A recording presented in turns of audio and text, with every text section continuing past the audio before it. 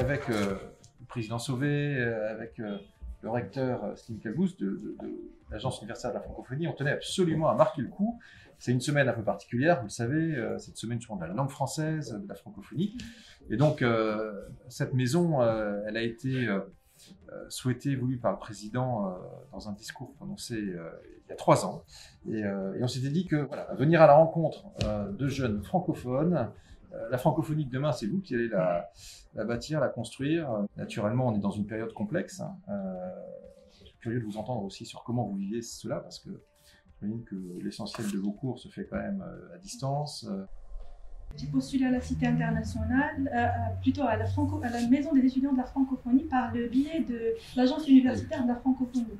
Et heureusement que j'ai été acceptée parce que j'ai beaucoup tenté de trouver un logement, mais en vain parce que c'est très compliqué. Donc ça m'intéresse beaucoup la question de la francophonie et l'Agence universitaire de la francophonie parce qu'elle fait de la coopération donc, avec les autres pays, avec les autres universités du monde, donc c'est très intéressant. Et alors, monsieur le recteur, comment l'AUF s'organise pour pouvoir remonter un certain nombre de candidatures, puis statuer sur celle-ci?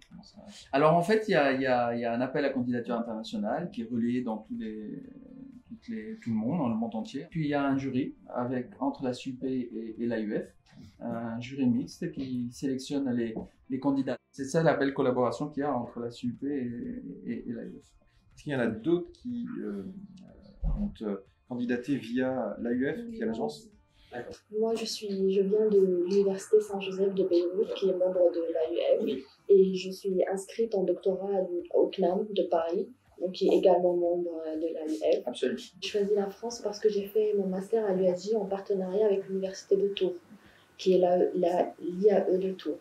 Donc j'ai eu 2 diplômes, un diplôme de l'USJ et un diplôme de l'IAE de Tours. Donc ça m'a encouragée à venir en France. Et de plus, mon directeur de thèse, c'était mon prof à l'IAE de Tours. Donc ça aussi, ça m'a aidé. Bon, alors je crois que vous êtes voisin finalement d'origine. Vous étiez vous Je viens de Syrie. Je suis étudiant ici en master de santé. Donc je trouve ici les salles communes dans chaque étage et même ici dans le rez-de-chaussée, c'est vraiment une grande opportunité pour avoir un lien social. Et on peut échanger avec les personnes. C'est pas comme chaque personne il est dans isolé, oui, exactement. Oui, c'est difficile encore pour trouver un stage maintenant, pour valider le master.